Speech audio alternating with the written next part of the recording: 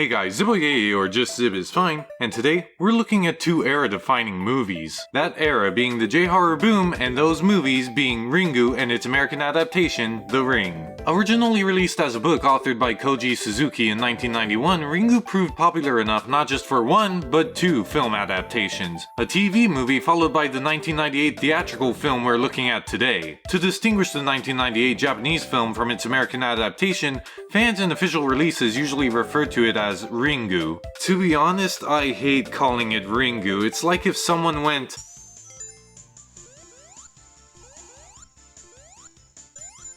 "Hey, what game you playing?" Sonic!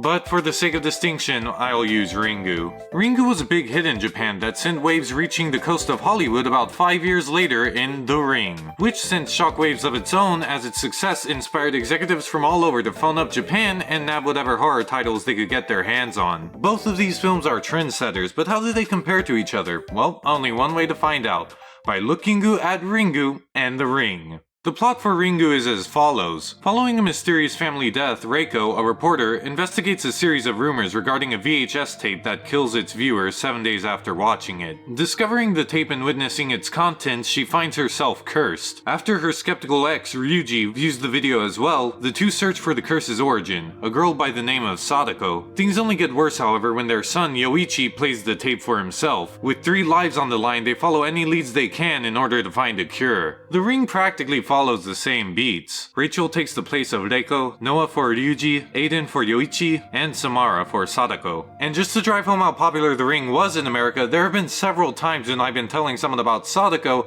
until I send them a picture and they respond, "Oh, you mean Samara?" If a movie releases outside of the US and there are no Americans to watch it, does it release at all? But that's just a bitter Japanese film fan squabble, so let's get down to the comparison. One takes place in Japan while the other takes place in America. That's it. Zibbo, bye bye! Okay, not really, but there are a few recreated shots in The Ring. The opening scene is practically beat for beat the same. Another common ground is that both films chronicle the protagonist's life, or more accurately, their death. In Ringu, it's labeled by the date, while The Ring charts the number of days since the curse. It's like the characters have an expiration date. The emphasis on their temporalized lives leads us to anticipate that final day. This results in a suspense I love that characterizes both films. But that's about it for similarities. After that, The Ring branches visually from its source material. One thing I preferred about Ringu over The Ring was its visual emphasis on technophobia. The original manages to make TVs look intimidating. I mean, how do you do that? Well, many of the shots have slow, ominous build-up to the television. Characters will put their face up to the screen, bringing attention to the monitor's size. It makes our protagonist appear weaker. The reflection the TV's glass face bears appears as though the TV is unflinchingly returning Reiko's stare. Other times they remain in view behind the character, almost like Michael Myers. They loom in the background as if glaring down the protagonist. It may seem weird to talk about the boob tube like a monster, but it's one of the ways Ringu's shooting unsettles me. On the flip side, The Ring doesn't take this approach. The closest shot I can think of is this one where Noah is examining Samara's room, putting his face up next to this teeny-weeny television. It's not very visually intimidating at all. Same with this one in the hospital. Seriously, does this dinky piece of crap strike fear into anyone? There is one moment The Ring has over Ringu, even though it's within the same scene. It's after Reiko/Rachel watches the tape, realizing they're cursed. She confides in her ex. Skeptical, he watches the tape. Afterwards, the protagonist heads to the balcony of their apartment, and here's where the scenes branch out. Reiko looks out into the city while her counterpart Rachel observes all the TVs in the complex.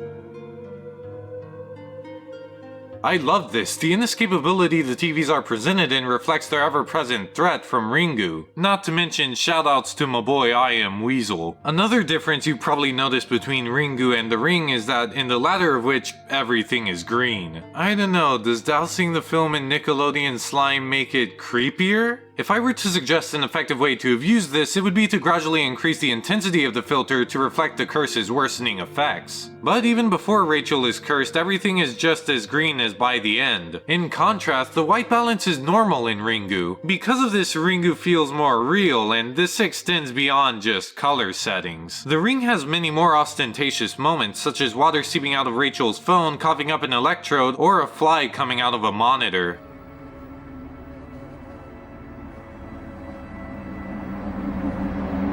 The same could be said for the VHS. Sans the floating letters, the tape in Ringu seems like it could be an authentic recording. This makes it creepy as it's hard to tell how much of the footage is real in the story. As for the tape in the ring, this can't be real footage. The ring has more theatricality than Ringu. Another instance is the deaths. When Sadako strikes, the victim appears like this, while Samara's victims end up like... Ringu is much more minimalistic in presentation, whereas the ring is very dramatic. Personally, I prefer the presentation in Ringu. The average white balance and reserved presentation of Ringu makes it feel more genuine, while the ring's fantastical and over-the-top visuals causes the film to feel distant from reality. As Ringu felt more real, it, along with its threat, felt closer to me. Because of it, Ringu managed to unsettle me more than the ring. The films differ in writing as well. Both films foreshadow the curse's emergence through TVs, however, in Ringu, it's expressed through dialogue. おかしくなって入院してるって。絶対テレビになるとこ行かないんだって。 While The Ring shows a witness's fear of TVs.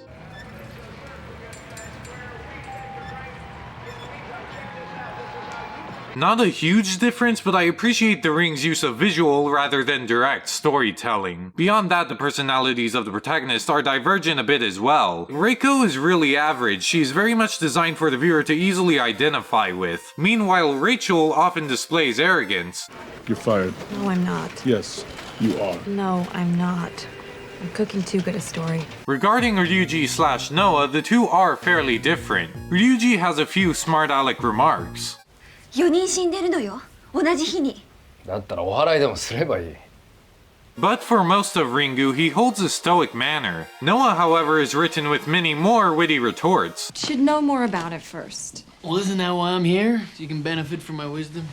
I'm sorry, sir. We're a mental health facility. Our records are private. Well, she's been dead 24 years. I don't think she'll mind.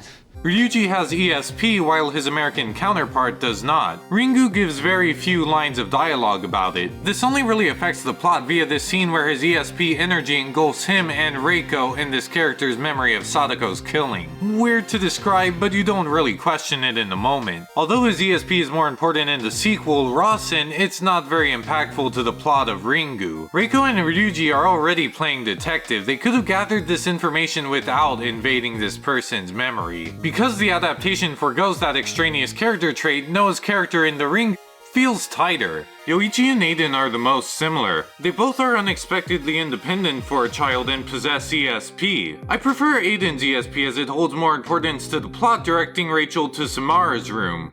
She doesn't like it in the bottom. The horses keep her up at night. While the importance for Yoichi's ESP is that it allowed him to see a spirit that told him to watch the tape. ともちゃんが見ろって。 It feels unnecessary. The Ring's explanation is just as believable without the child's powers. Why, baby? Why? Why? I couldn't sleep. The leads have the same arcs, but their subtlety varies. Both Reiko and Rachel begin the film negligent of their son. This is conveyed more subtly in Ringu. 陽一はいいのか？あの子は慣れてるから。もしもし、陽一、今夜も遅くなるから。一人でできるでしょ。ごめんね。 Meanwhile, this is more apparent in The Ring. I know that Aiden recently lost his cousin. Yes, and I'm doing what I can to find him some good daycare. No, that's not what I meant. Did he talk to you about her death? Like you said, he's not the talkative type. That doesn't mean he has nothing to say. Rachel's need as a character is to learn to be more attentive to her son. She achieves this by correlating Samara's experience to that of Aiden's. She just wanted to be heard. Sometimes children yell or cry or draw pictures. However, in Ringu, there isn't much of an indication for a relationship change with her son. Noah's development is more overt as well. Noah and Ryuji both distance themselves from their child. Both of them need to learn to take responsibility when the curse puts their son's life in danger. This arc is made more apparent in The Ring due to scenes like this. You wish I was around more? No. You want to be around more? The thing is, I don't think I'd make a good father. I don't want anyone else to do it either.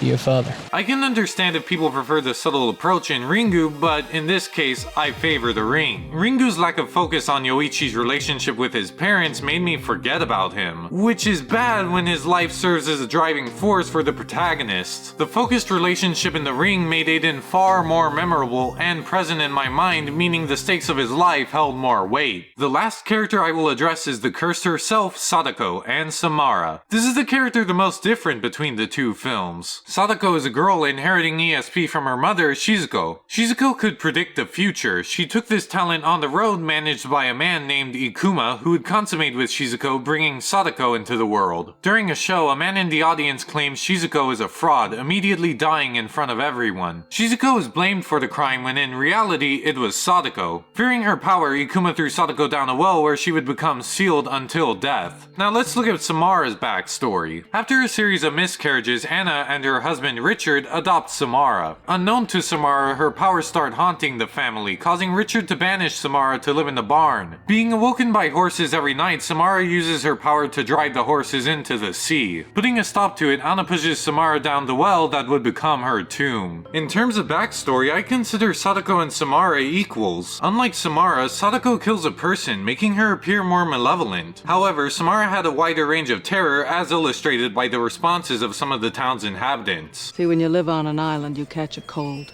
It's everybody's cold. It means ever since that girl's been gone, things have been better. Both earned their mark of evil, but in different ways. I have no preference here. If there is one difference I hold a preference on, it's the presentation of these characters. Samara is given dialogue.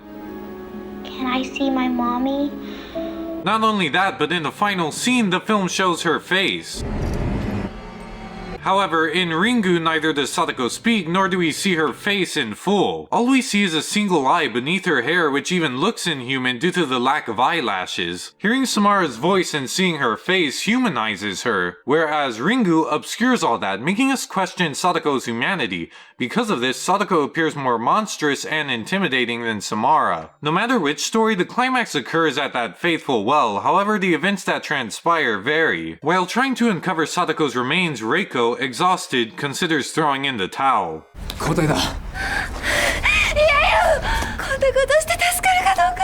In a climax, the main characters should be at their lowest point right before their strongest display, and this scene meets that low point. However, I feel it makes Reiko's character less appealing. Reiko's giving up due to exhaustion, her own pain. She has to have the reminder of her child's soon-to-be death literally slapped into her. Consequently, this paints a weaker and selfish Reiko in a character-defining moment. Rachel has a similar but better executed scene in The Ring. We're too late. You have to help him. Aiden, it's up to you now. Rachel, although too accepting death, keeps her son's life and his savior in mind during this moment. This results in a more noble and empathetic protagonist. How our leads arrive at Sadako's grave is different as well. In Ringu, Ryuji assumes finding Sadako's body will lift the curse. 貞子の死体を見つけてやろう。それで呪いは解けるの？陽一も助かるの？できることはもうそれだけだ。 The logic behind this isn't really explained, it's just an assumption. It feels like this dialogue only serves as an excuse to get the characters to the well. It's not really driven by a character logic, but rather the ends meet of the plot. It makes the climax feel weaker considering it's based on a baseless assumption.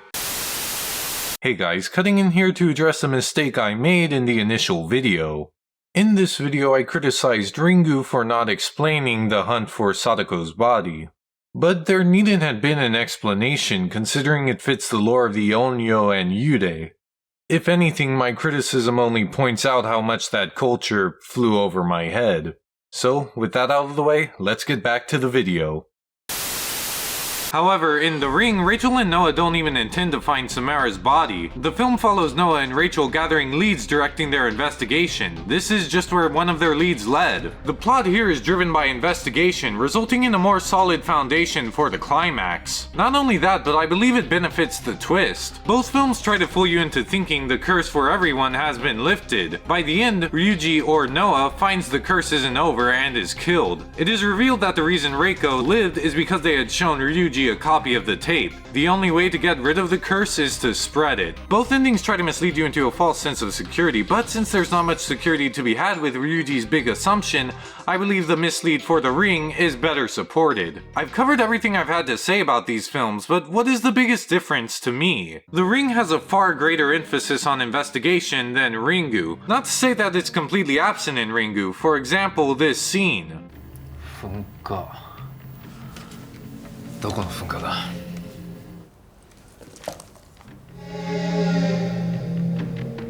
However, in other cases, you get characters explaining what they discovered from off-screen. お前も聞いたことあるだろ。生間博士は雫を東京に連れ出して実験を繰り返した。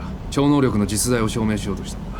There isn't exactly some breadcrumbs to follow here. It feels like he got this info, well, from the script. It's not as exciting as The Ring, where you are alongside these characters as they make these discoveries, such as Noah breaking into a hospital's archives. The Ring I consider a mystery. Characters are constantly finding leads that send them to a different location, and because of how frequent this is, the film has a fast pace. Meanwhile, Ringu doesn't mind sitting still in its set pieces, allowing the audience to settle in its tone. The extended build-up benefits the suspense of the film. That, to me, is the biggest fork in the road between these two movies. Ringu uses a slow pace to create an impactful atmosphere, meanwhile The Ring uses a fast pace as the basis for a thrilling mystery. From the minimalist visuals to the slow development, Ringu concerns itself with filling the room with an eerie air, while The Ring emphasizes spectacle to excite the audience. Atmosphere or mystery? Give and take. Each film has something the other doesn't, and I can't decide which I like best. When I had first watched these films, I found myself wrapped in the mystery and adventure of The Ring. However, when watching these for the review, I found myself more entranced with the chilling scenes of Ringu. Who knows, maybe it will change again next watch too. I rather like how different both of these films are. It minimizes redundancy if you were to choose to watch both of them, which is a recommendation I wouldn't be afraid to make. No matter which version, I love Ringu and The Ring, and I hope you can too.